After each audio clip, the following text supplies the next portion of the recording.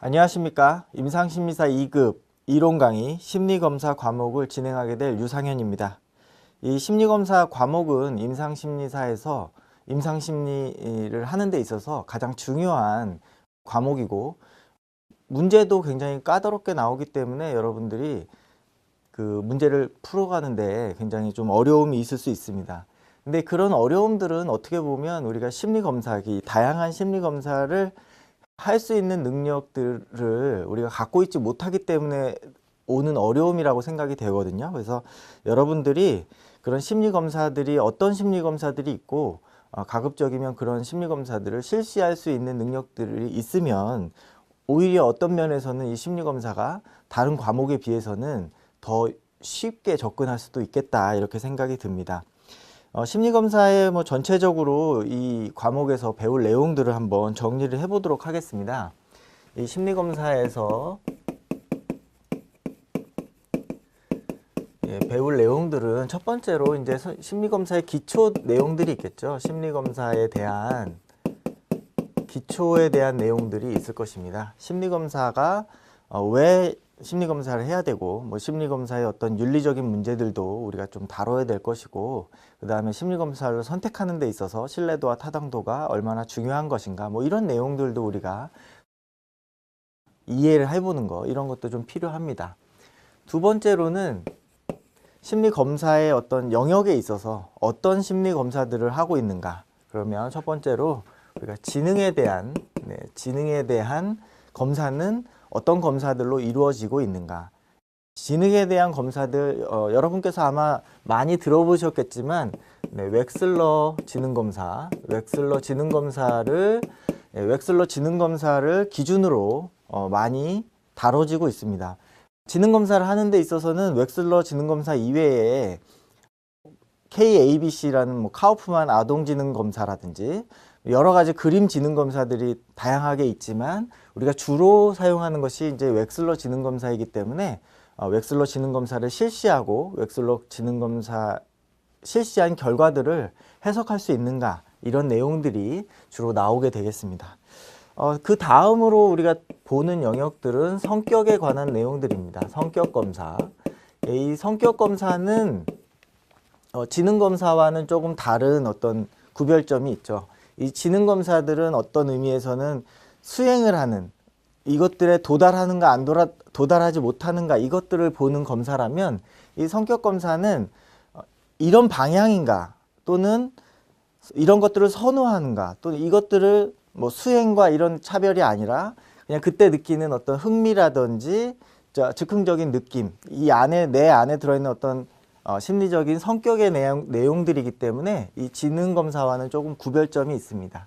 이 심리검사는 주로 우리가 이제 MMPI라는 심리검사, 지금 이제 MMPI-2를 쓰고 있기 때문에 MMPI-2라는 심리검사를 통해서 이 성격검사의 내용들을 파악을 하는데 주로 이용하고 있습니다. 물론 이 성격검사가 MMPI-2 말고 PAI라든지 다양한 성격검사들이 있기 때문에 그런 검사들도 사용되고 있긴 하지만 주로 사용되는 게 이 성격검사에서 MMPI다, 이렇게 이해하시면 됩니다. 그래서 이 MMPI를 실시하고 MMPI 결과들을 보고 해석할 수 있는가, 이것들을 보는 내용들이 이제 심리검사에 포함이 되겠습니다. 네 번째로 보는 것이 우리가 신경심리검사입니다. 신경심리검사인데요. 이 신경심리검사는 이 앞에 있는 지능검사나 성격검사, 물론 이제 지능검사도 신경심리검사의 어떤 내용들 포함이 되기는 하지만, 이 성격검사와는 좀 구별점이 어떤 기능적인 문제가 아니라 기질적인 문제를 나눈다. 우리가 신경에서 이런 신경심리검사에서는 우리가 주로 기능과 기질을 나누는데, 이 기능이라는 것은 뇌의 손상, 이런 신체적인 물리적인 또는 의학적인 손상이 없는 것, 손상이 없는 것이고, 손상이 없는데 기능을 못하는 것. 그리고 기질적인 것은 손상이 있는 것이죠. 그래서 이런 뇌에 기질적인 문제들이 있는지를 보는 것, 그것이 바로 신경심리검사이기 때문에 요게 기능적인 부분들을 보는 것이 아니라 기질적인 부분에 연결되어 있다. 그래서 이 기능적인 부분들은 우리가 심리적인 요인이다. 예, 이것은 심리적인 요인에 따른 것이고, 이거는 기능적인 것은 물리적으로, 신체적으로 손상이 있는 것. 그래서 그런 것들을 보는 것이죠. 예를 들어서 치매라든지 이런 것들은 뇌에 어떤 충분한 어떤 손상이 있었다라고 판별되는 것. 그래서 이게 기질적인 문제인가를 구별해내는 것들이 중요하기 때문에 신경심리검사를 보게 되겠습니다. 그래서 이 신경심리검사에서 어떤 그 검사들이 있는지, 그리고 그것들이 어떤 영역들을 체크하고 있는지 정도를 우리가 보게 되겠습니다. 그 다음으로 보는 내용들은 투사검사가 있겠습니다. 이 투사검사는 성격검사이기는 하지만 우리가 투사검사라는 검사를 통해서 자기보고식 검사가 아니라 그 이미지라든지 그림, 이런 도판들을 활용해 가지고 거기서 나오는 내담자가 방어하지 않는, 그런 방어하지 못하는 그런 심리 내적인 요인들을 끌어내기 위한 검사들이 있겠죠. 그래서 그런 검사들은 주로 이제 로시아 검사를 통해서, 로시아 검사를 통해서 투사 검사 내용들이 이루어지고 있습니다. 로시아라든지 이제 HTP 검사도 이제 활용이 많이 되겠죠. SCT 검사도 투사 검사의 내용에 많이 포함이 될 것입니다. 그래서 뭐 여러 가지 내용들이 이 투사 검사에 포함이 되는데, 이 다양한 내용들 중에서 주로 이제 이 로시아 검사나 HTP 검사가 많이 출제가 되고 있으니까 이런 것들을 좀 통해서 여러분들이 이 심리검사 내용들을 활용하시면 됩니다. 그리고 우리가 이제 마지막으로 볼 것은, 마지막이라기보다는 어떤 순서적인 의미는 아니지만은 행동평가라는 것이 있겠습니다. 사실 우리가 심리검사라는 툴, 이 도구가 생기기 전에는 면접을 통해서 알게 되는 것이죠. 예를 들어서 어떤 내담자가 왔는데 그 내담자가 그 상황과 시간과 혹은 그런 환경에 전혀 맞지 않은, 뭐 예를 들어서 검사를 하러 왔는데 잠옷을 입고 온다든지, 아니면은 머리가 이렇게 부시시해 가지고 위생 상태가 전혀 관리되지 않고 있는 그런 상태에서 검사에 왔다. 만약에 이렇게 생각해 보면, 그렇게 보는 것만으로, 우리가 관찰하는 것만으로도 그 사람의 또 심리 내적인 요인들을 우리가 평가할 수 있는데, 이런 여러 가지 면접, 평가라든지 면접, 이런 것들을 통해서 이제 우리가 알게 되겠죠. 그래서 이런 내용들이 이제 심리 검사에 주로 이루어지고 있다. 풀배터리라고 이제 그 종합 심리 검사라는 것이 결국에는 이 지능에 있는 지능적인 부분을 보는 검사, 그 다음에 성격을 보는 검사, 혹은 신경심리 검사, 투사 검사라든지 면접, 이런 것들을 총괄하는 것이 결국에는 이제 종합 심리 검사가 될 것이고, 그 내담자에 맞게 그런 내용들을 잘 이렇게 선택하는 것이 중요하겠습니다. 그런 내용들을 이제 우리가 심리검사라는 이 과목을 통해서 배울 텐데요. 사실 필기시험하고 이제 실기시험이 있기 때문에, 필기시험은 어떤 구별해내는 것, 이 내용들에 대한 것들 구별점을 우리가 파악을 해야 되지만은, 실기시험은 어떤 의미에서는 실제로 실시하고 해석하는 것이 중요하기 때문에, 여러분들은 이제 두 가지 관점에서 이 내용들을 보면서 강의를 들어주시면 되겠습니다. 그러면 첫 번째로 심리검사의 기본 개념부터 보도록 하겠습니다. 그러면 심리검사라는 것은 어떤 의미가 있는 것인가? 가볍게 여러분들이 한번 읽어주시면 되겠습니다. 인간의 행동적 특성이나 심리적 특성을 측정하는 방법으로 응용 가능성을 가지고 수많은 영역에서 다양하게 실시되고 있는데, 간단한 검사에서부터 특수한 검사에 이르기까지 아주 다양하다. 그러니까 정말로 다양한 검사들이 있다. 여기에는 이제 뭐 대표적인 검사들만 적혀 있지만, 우리가 단일 검사로 뭐 우울 검사라든지 분노 검사라든지 이런 단일 척도들, 평정 척도들이 너무나 많이 개발이 되어 있고, 그런 것들을 잘 활용할 수 있는 것이 임상심리사의 어떤 역할이 될 수도 있겠다라는 것이죠. 두 번째, 인간의 성격, 그 다음에 능력, 그 밖에 사람이 갖고 있는 심리적 특성의 내용과 그 정도를 밝힐 목적으로 일정한 조건 하에 마련한 문제 혹은 작업을 제시한 다음에 그 사람의 행동이나 행동의 결과를 어떤 가정의 표준적인 관점에서 질적양적으로 기술하는 그런 절차를 심리검사라고 이야기한다라는 것이죠.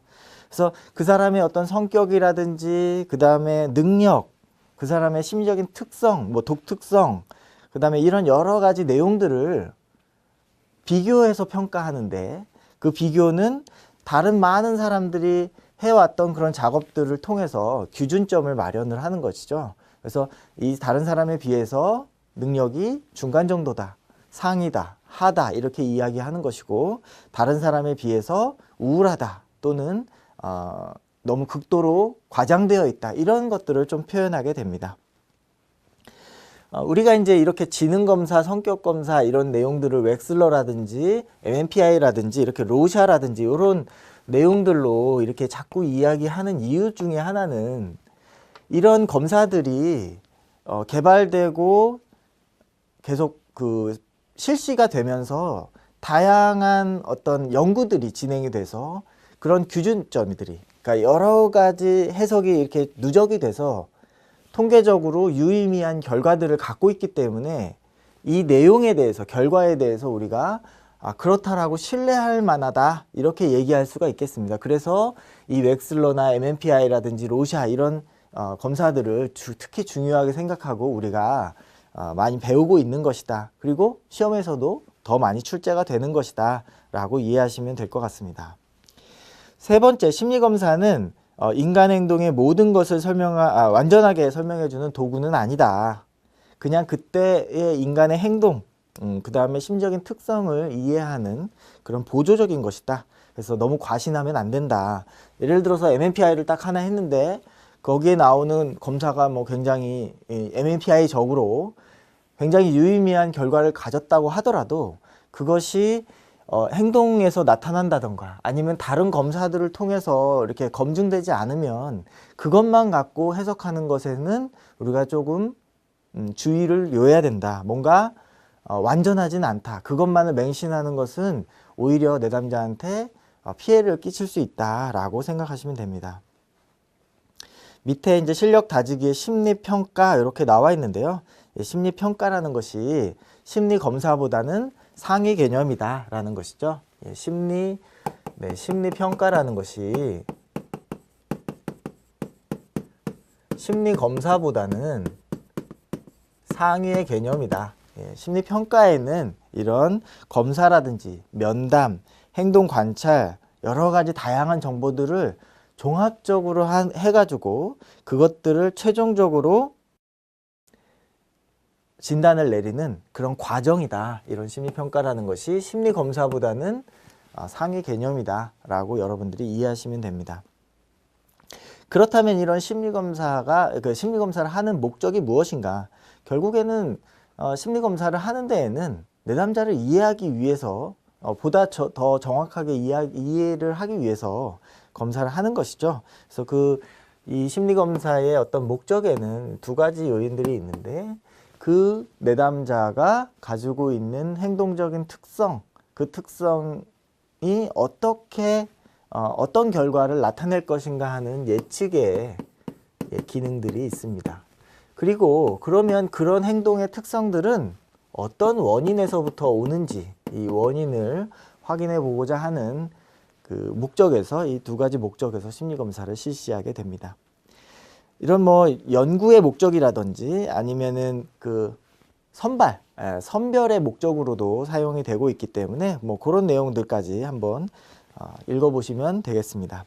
밑에 실력 다지기를 보시면 인간에 대한 이해 이렇게 해서 세 가지 수준 검사 측정 평가 개념 비교 이렇게 되어 있는데요.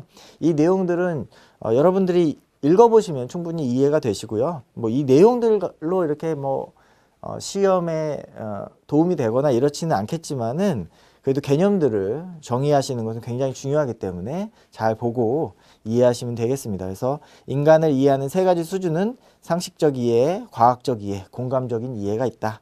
그리고 검사라는 것은 이런 과제를 제시해 놓은, 질문을 제시해 놓은 그런 툴을 이야기하는 것이고, 측정이라는 것은 그런 특성들을 수량화하는 것, 수량화하는 그런 것들을 측정이라고 한다. 그리고 평가라는 것은 그런 검사라든지 측정된 결과나 이런 것들을 가지고 종합해서 진단을 내리는 그런 과정을 이야기한다. 이렇게 이해하시면 되겠습니다. 그 뒤에 3절에 자료 수집 방법과 내용 보시겠습니다. 여러분들이 이 장은 굉장히 어떻게 보면 그 기초에 대한 내용들을 다루고 있기 때문에 여러분들이 쉽게 그냥 넘어가실 수가 있는데요. 이 내용들은 조금 여러분들이 주의 깊게 보셔야 될 필요가 있습니다. 왜냐하면 이 내용들이 필기 문제는 그렇게 도움이 안 되더라도 실기 문제에 이제 간혹 출제가 되고 있기 때문에 이 내용들 한번 정리를 해보시면 좋을 것 같습니다. 평가 면담의 종류와 기법, 그래서 임상적 면접의 내용, 그리고 임상적으로 탐색되는 내용들은 면담자의 이론적인 배경에 따라서 달라질 수가 있겠다. 이 내용은 무슨 얘기냐면 그 내담자가 어떠한 그 이론적인 배경, 그러니까 상담이라든지 상담을 하는 어떤 방식에 있어서의 이론적인 배경에 따라서 그 사람으로부터 얻고자 하는 그 목표나 목적이 다르기 때문에 그 상담자의 그런 이론적인 배경에 따라서 많이 달라지겠다.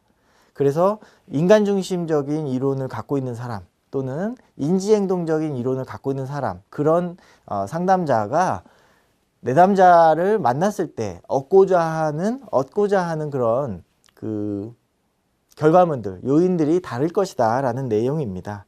그럼에도 불구하고 이제 임상심리학적인 면담 해가지고 내용들이 나와 있는데요. 이 내용들은 한번 정리를 해보도록 하겠습니다.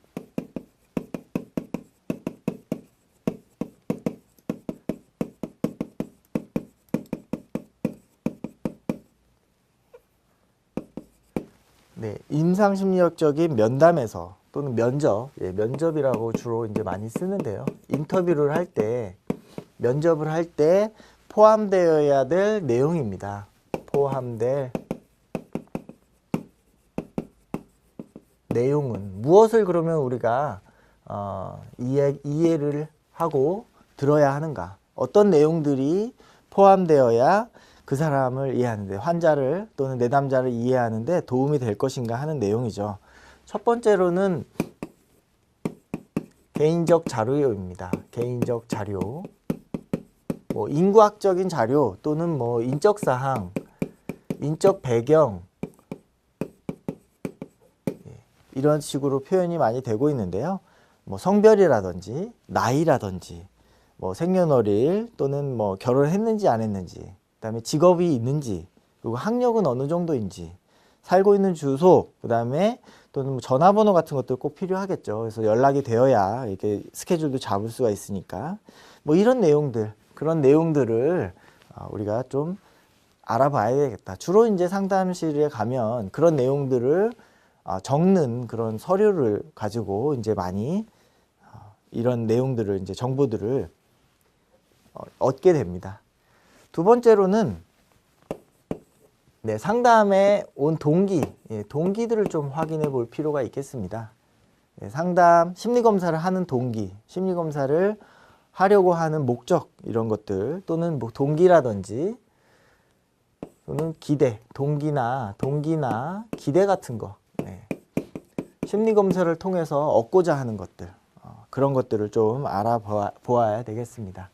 세 번째로는 지금 이제 우리 그 내담자가 가지고 있는 질병이라든지 가지고 있는 어떤 그 병력, 그런 것들, 또 치료는 얼마나 했는지, 혹시 예전에도 검사를 받아본 적이 있는지, 이런 것들을 좀 알아보는 과정들이 필요하겠습니다.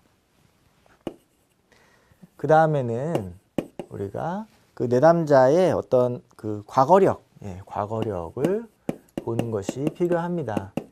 과거에도 이러한 증상들을 보인 적이 있었는지, 또는 과거에도 혹시 어떤 성격에 지금과 같은 성격을 형성하는 데 미쳤던 그 여러 가지 요인들이 있었었는지, 뭐 학대를 당했다던가 아니면은 발달 과정에서 그 부모님이 이혼하는 것에 대해서 굉장히 충격을 많이 받았다던가, 비슷한 유형의, 지금과 같은 비슷한 유형의 어떤 증상들을 잘 처리하지 못하고 넘어왔다던가, 뭐 이런 내용들, 그런 내용들을 살펴보게 됩니다. 그 다음에 우리가 조금 더 봐야 되는 것은 가족력입니다. 가족력. 네. 뭐 가계도를 작성하면서 볼 수도 있고, 혹시 이 같은 증상들을 갖고 있었던 것이 부모로부터 유전되었던 것인지, 또는 3세대를 보면서 이제 할아버지 때라든지 아니면 삼촌이나 아니면 이모 뭐 이런 쪽에서 비슷한 경험들이 있었던 것인지, 그런 유전적인 정보들을 보고, 그 다음에 그런 가족 역동 안에서 이 내담자가 이런 증상들을 보일 수밖에 없는 그런 원인들은 있었는지, 그런 것들을 좀 살펴보게 됩니다. 뭐 예를 들어서 이제 중독에 관련된, 뭐 알코올 중독과 관련된 그런 문제가 있으면 그 내담자의 알코올 중독이 혹시 아버지나 아니면 할아버지 때에서 이렇게 전수되어 오고 있었던 것은 아닌지, 이런 것들을 좀 살펴보게 되겠죠. 그 다음에 지금의 어떤 현재의 어떤 생활 조건, 생활 조건, 현재의 어떤 문제들이 있는지, 뭐 이런 것들을 좀 살펴보게 되겠습니다. 그래서 현재 뭐 직업적으로, 경제적으로, 또는 부모님하고 같이 살고 있는지 아니면 혼자 살고 있는지, 이혼을 해서 별거 중인지, 뭐 이런 여러 가지 내용들, 그 다음에 스트레스를 많이 받고 있는 것인지, 아니면 뭐 지금 굉장히 어려움에 빠져 있는 건지, 뭐 이 여러 가지 이제 생활적인 조건들을 우리가 살펴보게 되겠습니다. 이런 그 인상 심리학적인 어떤 면접에 포함될 내용들은 그 사람을 이해하는 데 있어서 필요하다고 생각되는 여러 가지 내용들을 포함하게 되는데요. 뭐 여기에 포함되지 않더라도 그 사람에게 특이한 인상착의라든지 의사소통하는 어떤 내용들, 그런 것들도 우리가 더 살펴보아야 될 내용들입니다. 더 추가해도 되는 내용들이죠. 그리고 이 내용들이 다 딱딱딱 정해져 가지고 이건 안 하면 안 되고 이건 꼭 해야 되고 이런 내용들은 아니지만은, 전체적인 맥락에서 이런 내용들은 꼭 필요하겠다라는 것이죠. 그 밑에 이제 참고로 면접법 이렇게 되어 있는데요. 이 면접법에 대한 내용들이 뭐 실기 문제에 나와가지고 면접의 종류라든지 이런 것들이 좀 나와 있는데요. 거기에는 이제 구조화 면접과 비구조화 면접 이렇게 나와 있습니다.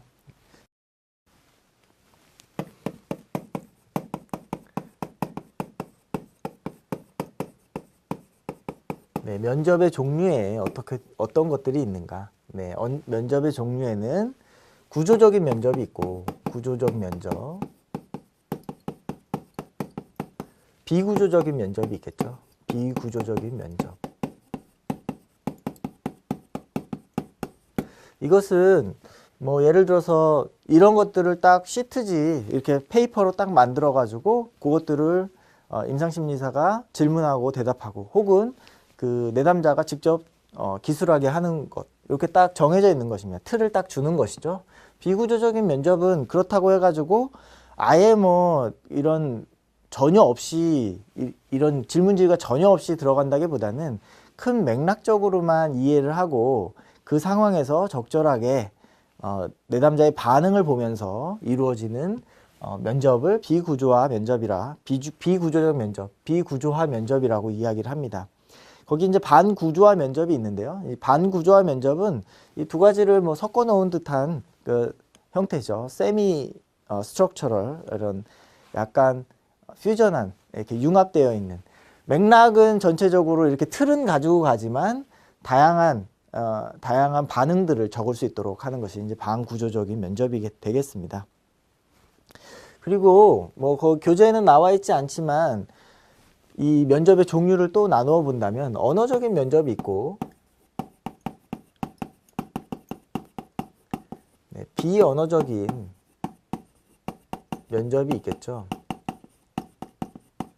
대화를 통해서 우리가 정보를 얻는 것, 정보를 탐색하는 것이 있겠지만 대화가 아닌 행동이라든지 행동, 관찰 같은 것 이런 것들을 통해서 우리가 그 내담자의 정보들, 그 특성이라든지 성격적인 특성, 그 다음에 심리적인 상태, 언어적인 표현 또는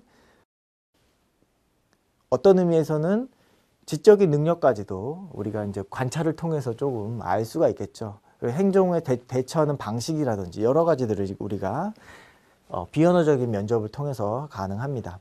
밑에 행동 관찰과 행동 평가 이렇게 되어 있는데요.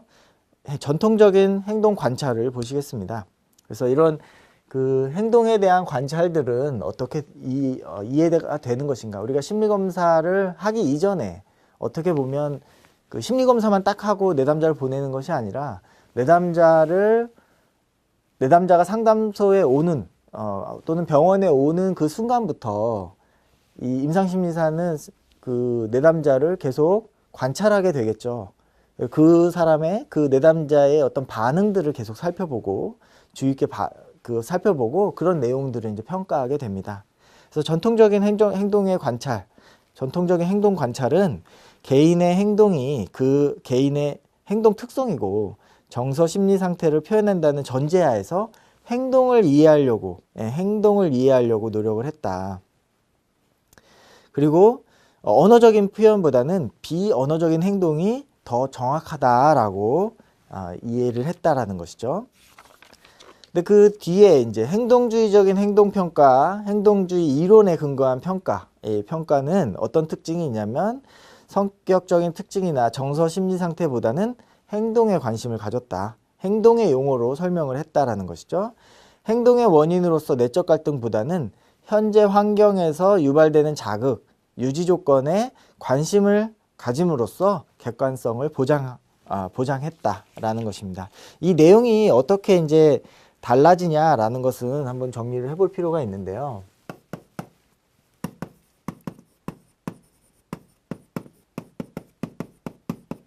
행동 관찰에서 전통적인 행동 관찰이 있고, 행동주의적인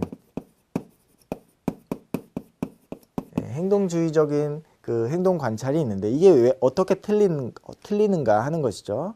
이 행동이라는 것은 결국에 심리의 원인을 두고 행동이 나타난다 이렇게 봤다는 것입니다.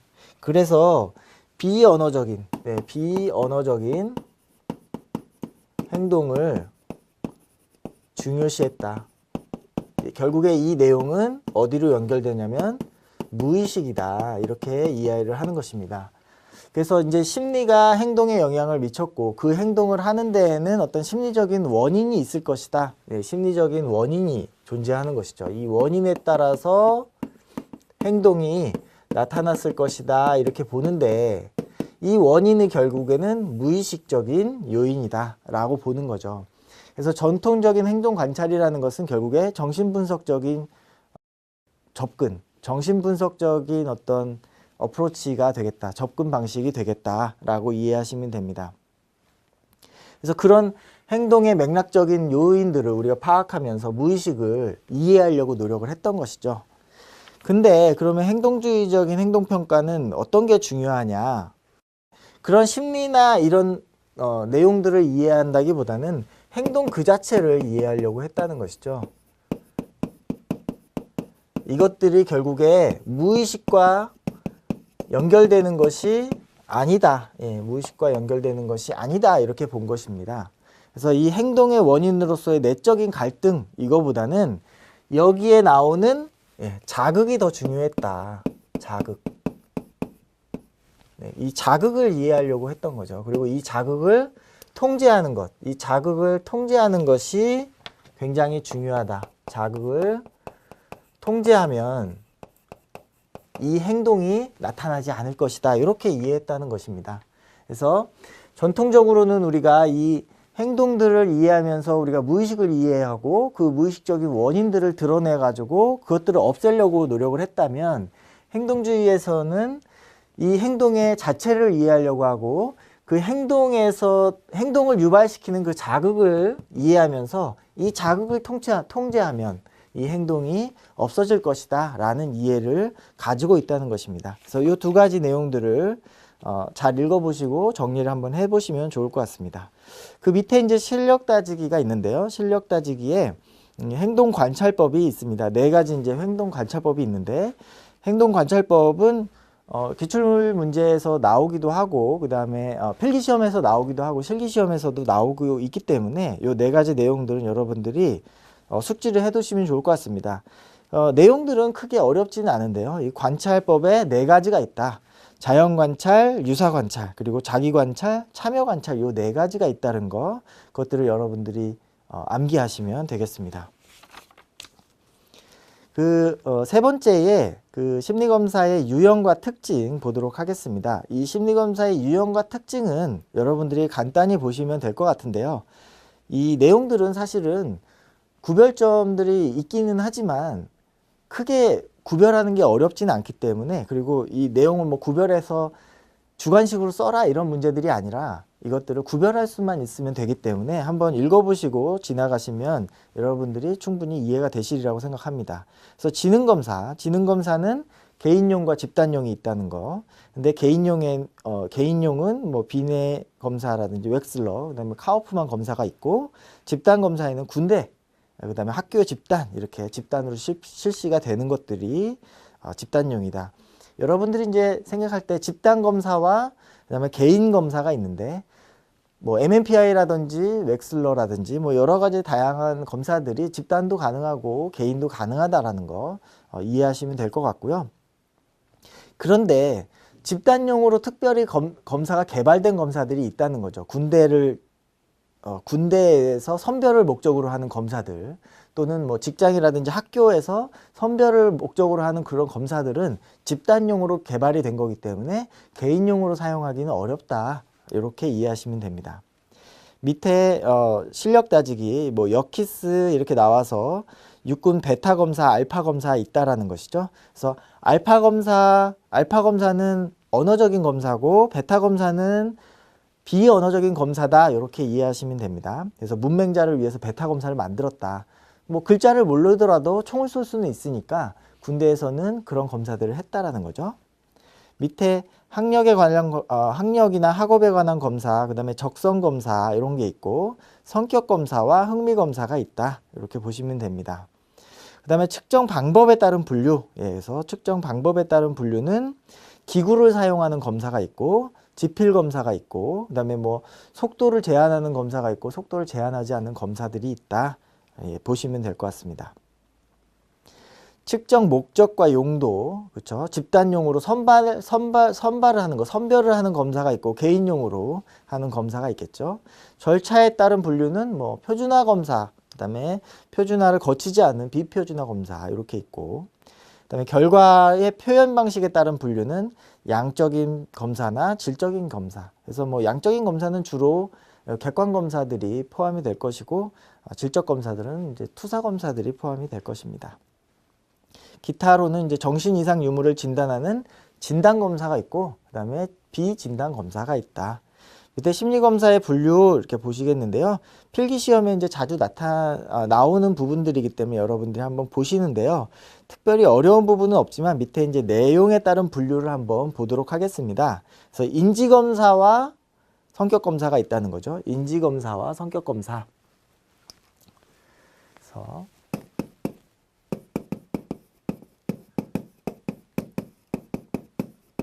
검사의 분류인데 내용에 따른 분류가 되겠습니다. 그래서 지능검사가 있고, 지능검사, 그 다음에 성격검사, 크게 이렇게 두 가지로 이렇게 나누는데요. 이 지능검사나 성격검사 이런 그 단어들이 굉장히 다양한 용어로 나오기 때문에 그것들을 이해하시는 게 중요합니다. 그게 같은 내용이다라는 것을 이해하시면 되는데요. 그래서 지능검사는 결국에 능력검사다. 능력검사고, 이 능력검사라는 것은 결국에 수행검사다. 수행을 나타내는 그런 검사다. 그것들을 할 수 있는가 할 수 없는가에 대한 내용이 바로 인지적 검사에 지능 검사에 해당합니다. 그리고 요게 이제 그 교재에서 인지적 검사라고 표현이 되기도 합니다. 그래서 이것들을 또 뭐 극대 수행 검사라고 이야기를 하기도 합니다. 검사를 할 때 당신이 할 수 있는 최대치를 보여주십시오 라는 것을 이야기하는 것이죠. 그래서 지능검사이기도 하고 능력검사이기도 하고 수행검사이면서 인지적인 검사고 그 다음에 극대 수행을 요구하는 그런 검사이다. 그래서 거기에는 뭐 지능검사라든지 적성검사라든지 성취도 검사 이런 것들이 포함되고 있다. 그래서 그 특징에 보시면 극대 수행 검사에는 정답이 있고 시간 제한이 있고 최대한의 능력을 발휘하도록 한다라는 것이죠. 그래서 이 특징들은 정답이 있고 그다음에 속도, 시간 제한이 있고 네, 최대의 능력을 요구합니다. 이런 특징들이 있다. 그러면 성격검사는 어떤 특징들을 갖고 있는가? 성격검사는 정서적인 검사다. 그리고 성향검사다. 이렇게 이야기합니다. 정서적인 검사고 성향검사다.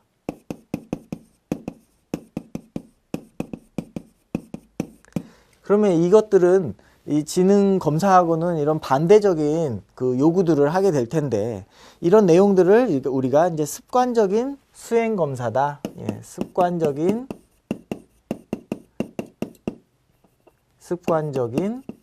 수행 검사다. 이렇게 부른다는 거죠. 이 내용들은 정답이 없고 그 다음에 시간 제한도 없습니다. 시간 제한도 없고 그 다음에 능력을 요구하는 것이 아니라 솔직한 태도를 요구하게 되겠죠. 그래서 우리가 이 지능검사와 성격검사로 크게 나누고 이 내용들은 지능검사, 능력검사, 뭐 또는 수행검사, 인지적인 검사, 극대 수행검사 이렇게 부른다. 이거 다 같은 내용이다. 얘네들은 정답을 요구하고 시간 제한 내에 수행할 것을 요구하고 최대의 능력을 요구한다. 당신이 할 수 있을 만큼 최대한으로 해봐라 빨리. 그런 것들을 요구한다는 것이죠. 성격검사는 정서적인 검사고 인지적인 검사와 이제 반대되는 내용이고 능력검사와 반대로 이제 성향검사라는 거죠. 그래서 수행을 하는 것이 아니라 습관적인 내용들을 보게 됩니다. 요 내용들이 조금 여기가 이제 중복이 되니까 요것들은 지워보면 좋을 것 같습니다. 그래서 지능검사는 능력검사고 인지적인 검사고 극대의 수행을 요구하는 것이고 성격검사는 정서적이고 성향을 검사하는 것이고 습관적인 수행을 요구한다. 습관적인 수행이라는 것은 그냥 자연스럽게 나오는 내가 뭔가 능력을 요구해서가 아니라 그냥 평상시에 자연스럽게 나오는 내용들을 요구하기 때문에 정답이 없고 시간 제한도 없고 물론 그러니까 무한정으로 그거를 다 하도록 하진 않지만 그래도 시간 제한을 주지 않습니다. 그리고 솔직한 태도를 요구하는 것이죠. 그래서 MMPI 같은 경우에 솔직하게 했는지 안 했는지 이런 것들을 검사하는 그런 척도들이 생겨나게 되었습니다. 그래서 이런 검사의 분류들도 여러분들이 정리를 해두시면 도움이 될 것 같습니다. 그 뒤에 이제 규준 참조 검사 그리고 준거 참조 검사가 있는데 규준 참조 검사라는 것은 결국에 비교하는 것이고 준거 참조 검사라는 것은 어떤 특정한 잣대가 있는 것이죠. 그래서 준거 참조 검사는 그 기준 점수를 넘었는지 안 넘었는지 이걸 보는 것이고 규준 참조 검사는 다른 사람하고 비교했을 때 도움이 되는지 다른 사람과 비교했을 때 높은지 낮은지 보통인지 이런 거를 본다라는 것이죠. 그래서 기준 참조 검사는 비교하는 것 이렇게 적어주시고, 준거 참조 검사는 점수를 넘는 것. 그래서 운전면허 같은 거 60점을 넘으면 통과하는 것이죠. 그리고 이 임상심리사 같은 이 시험도 60점을 넘으면 통과하게 되는 것입니다. 그래서 이런 것들이 이제 준거 참조 검사고, 기준 참조 검사는 비교하는 것, 상대평가다. 이렇게 이해하시면 되겠습니다. 여기까지 해가지고 우리가 그 심리검사의 분류까지 좀 보았고요. 그 이후에 그 밑에 있는 기출문제 확인학습부터 강의를 이어가도록 하겠습니다. 감사합니다.